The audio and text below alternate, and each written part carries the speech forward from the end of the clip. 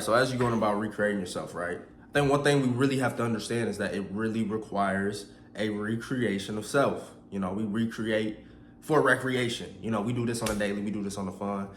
We do this for maximum enjoyment, fulfillment out of life. But what we have to understand is that there's different results that we want, right? You wouldn't have clicked on this video and wanted to learn more about self-image and, maybe even be subscribed on this channel or any of these things if you weren't looking for that next level, if you weren't looking to tap into something more, allowing you to do more, allowing you to be more, allowing you to serve more, allowing you to give more, allowing you to just overall increase the quality of the life that you're experiencing. Whether that's on a materialistic plane and you're attracting more of the trips or the houses or the cars or the materialistic clothes that you want, or from a deeper sense of fulfillment, becoming a happier, best version of yourself. Because what I've come to realize in my own journey is that, although we can change beliefs, although we can think from a certain place, although we can be confident in ourselves for who we are, and we should do that, right? Like for who we are right now, we shouldn't judge ourselves and say, oh, well, I'm just this such a bad person. I'm just this sinner. I'm just this person that's, so bad and so lowly, because then we start to believe that we're not worthy of that higher level. But instead, we need to acknowledge where we are right now, acknowledge for where we've come from, feel grateful for that progress, feel grateful for that journey, because all the things that you've been through in the past has got you right here to this moment and you're still alive. So therefore, those things were only positive. Those things only molded you. Those things only got you more wisdom, more lessons to learn that you can use and apply to your life. So we need to be grateful for those, right? But like, as we go about this process of change, which I'm obsessed with, like, how can we really change our lives? Like, what is the keys to personal transformation, the keys to personal change, and then how can we, influence this on a bigger and wider scale, so then we can all live much more happier, fulfilled lives, right? So in my own journey, as I'm doing this for myself, and I've done it in the past, one thing I've noticed is that, sometimes, again, we can get caught up in changing our thoughts, becoming more confident in the version that we are right now. But really the key is to show up as a completely different person. It's to completely transform your self-image into the person that you want to be. And the faster that you do that process, through the way that you think, through the way that you feel, and through the actions that you do, the faster you'll get the results that come from being on that plane, that comes from being on that vibration.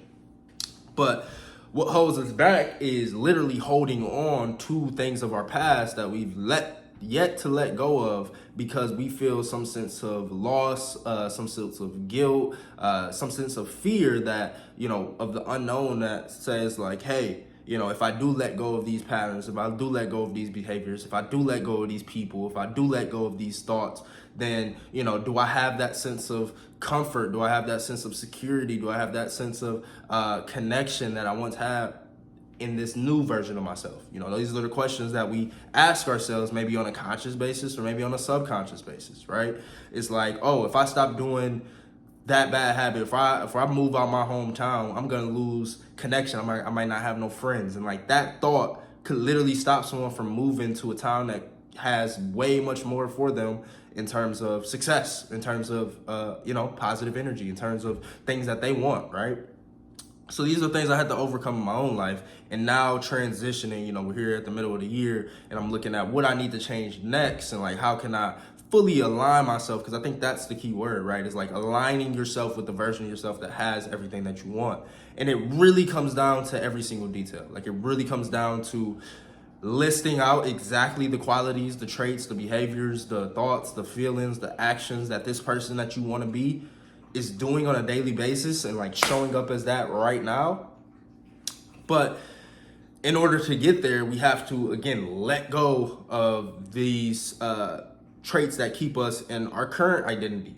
And what I found is that ignorance is not bliss, but ignorance is what creates the opportunity for you to actually be comfortable with where you are. Right? Like, maybe comfortable is not the right word, but be okay, or, it's really just this concept of unawareness that I'm alluding to. Because once you become aware of something, like once you become aware that, this is the version of myself who I want to be, and maybe this person who I'm hanging with is not beneficial right now in my life, or these thoughts that I'm thinking on a habitual basis is not beneficial in my life, or these actions, these habits, these behaviors, these patterns that I'm doing on an everyday basis is not beneficial in my life. You have to take a long look at those things and say, why are they not beneficial? What's going to happen if I keep going this direction? And what happens if I change this habit? What happens if I change this feeling? What happens if I change this behavior? And what could that lead me to? And as we learn, as we read books, as we watch YouTube videos, we become aware of a lot more information than maybe the average person who says that they want change. We're at least taking that first step of saying okay, I want change. I'm going to take full accountability. I'm going to go out there and seek new information. But what most people don't talk about when it comes to once you receive that new information is now you're obligated to change it, or you will suffer the consequences. I talked about this on the live I filmed yesterday, and it was this idea that as we change, as we grow in consciousness, as we grow in love, as we become a better version of ourselves, we become more aware to things in our environment and habits and patterns and behaviors that we have that aren't serving us, that won't take us to that next level, that are pulling down our energy, that are pulling down our vibration. So as we grow, the change process is natural, because you'll grow, you'll become more aware of these things, and then now you're aware of them. So then the next time you engage in that thought, the next time you engage in that feeling, the next time you engage in that behavior, it's gonna have a way more detrimental effect on your overall health and well-being than it would if you were ignorant. I think the Bible talks about this. It's this idea of, once you know something is a sin, then you are obligated, right? You are then responsible I think they use the context in you will, unless you repent for those things, then you will go to hell type of thing, right? And I'm not saying I fully agree with that philosophy, but I think the idea that once you become aware of a habit that's negative, that a sin, right? Once you become aware of a sin, a place where you're missing the mark to the divinity who you're created to be, then that missing the mark becomes that much more apparent and glaring. And the ones that are most glaring, the ones that are most apparent are the ones that you should change right now. They're probably the ones that are literally stopping you from making that quantum leap. And I know what these are for my own life. I encourage you to know what these are for your life. And then, as we go through this process of change, it starts with, yes, thinking about things different, getting new information, changing the beliefs, increasing the energy, all these different things, right? But it finishes with action. It finishes with what are you going to do now with this new information? And that's truly what creates in this world. As much as we believe, as much as we have faith, as much as we do the mindset work, as equally, if not, I won't say more, because as equally, if not more important, is the action. Because without action, nothing happens. Faith without works is flatline, nigga. Nothing's gonna happen without that work. So it's important, as we learn, as we take in new information, as we understand the identity of the version of ourselves who we want to become. Who is the version of yourself that has the family, that has the wife, that has the kids, that is a community leader, that loves what they do for work, that has wealth, that has an abundance of health, who's a role model for kids and society, and all these amazing, great things that we want, right? Who is that version of yourself, and what's blocking you? What's stopping you? What are those patterns that you're engaging in right now? Who's not in alignment with that? And recognize that you are not that behavior. It's a big part of it. I think I made a video about detachment maybe a few months ago, but detachment is key, because it's and what I talked about in that video is one of the big aspects of detachment and how to properly detach from anything is to recognize that you're not your behavior. This is not you. This is not who you are. Whatever you're attached to right now, that attachment, that thinking that you're attached, is what's keeping this cord open. If you imagine an invisible cord to whatever behavior you're attached to, whatever person you're attached to, whatever thoughts or feelings or habitual patterns of habits that you're attached to, it's not the behavior itself.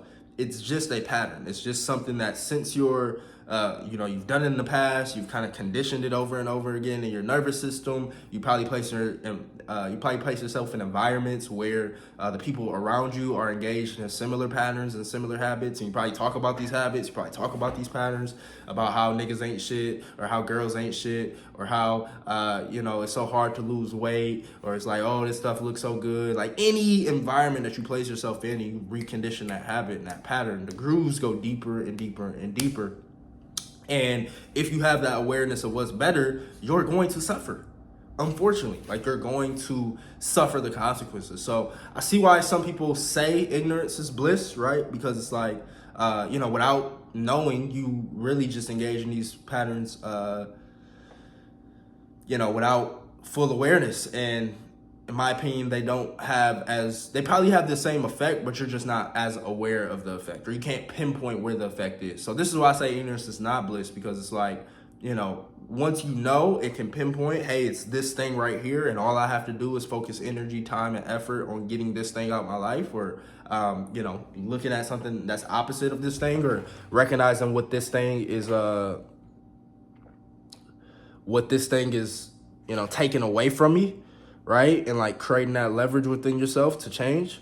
Then, sorry, this light is like not a good light, to say the least.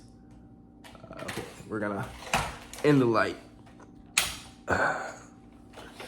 So yeah, let's do that.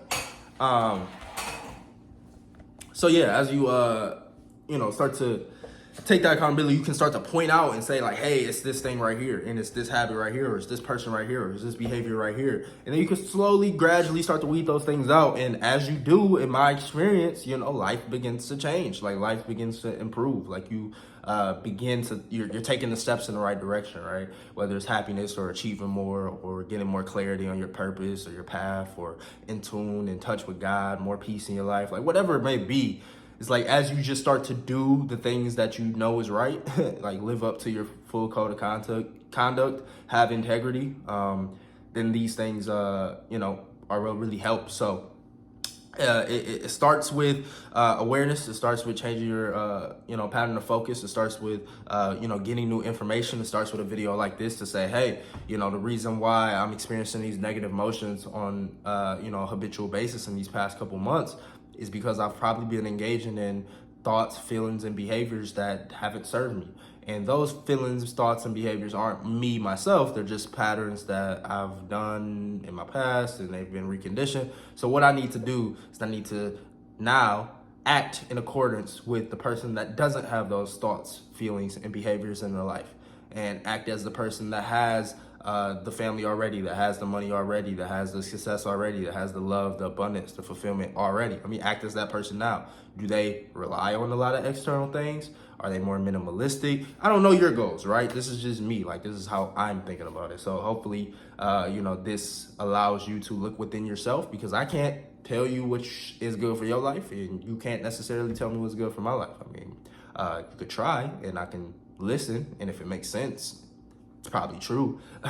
But at the end of the day, we're all different. We all have different needs. We all have different value systems. So we all have different beliefs that need to be changed. So I'm not here to tell you what to do. I'm here to encourage you to look within and start to tell yourself what to do. Start to tell yourself that, this is not who I am. I am this person over here. This is not my identity. This is my identity. And the more I engage in this identity over here, the more I'm not going to feel good about it. The more I'm going to be misaligned. The more I'm not going to experience the joy, fulfillment, and success that God has for me. And understand that, right? So Maxwell Maltz has a great book on this. It's called Psycho-Cybernetics. It talks all about the self-image and tools to change your self-image through visualization, affirmations, relaxing. But what I found, like the easiest it really comes down to is like a relaxed state, like a peaceful state, like there's so many different states, right? Like there's peaceful, there's relaxed, but there's also excited, there's also passionate. So a positive state, if we're just gonna boil it down, it's a positive state. So I encourage you to recognize like when you're feeling positive, like when you're in a positive state, and look at what thoughts am I engaged in right now, what feelings am I engaged in right now, what behaviors am I engaged in right now, what people am I around right now, what environments am I in right now. Okay, this is good. I'm gonna lean more into this. And then start to recognize when you're in a negative state, when you're in a not so peaceful state, when you're in a not so beautiful state, and start to recognize what thoughts am I having right now, what feelings am I having right now, what environment am I in, who am I around, how can I change this, how would the person that already had everything I wanted, what would they be doing right now? Well, they probably wouldn't be sitting around moping, wondering why their life is going this way. They'll probably be doing something. They'll probably be, spreading some love out here in the world. They'll probably be helping somebody. They'll probably be serving a bigger purpose than themselves. So, hope this helps. If it did, give it a like. Comment what you want to see next.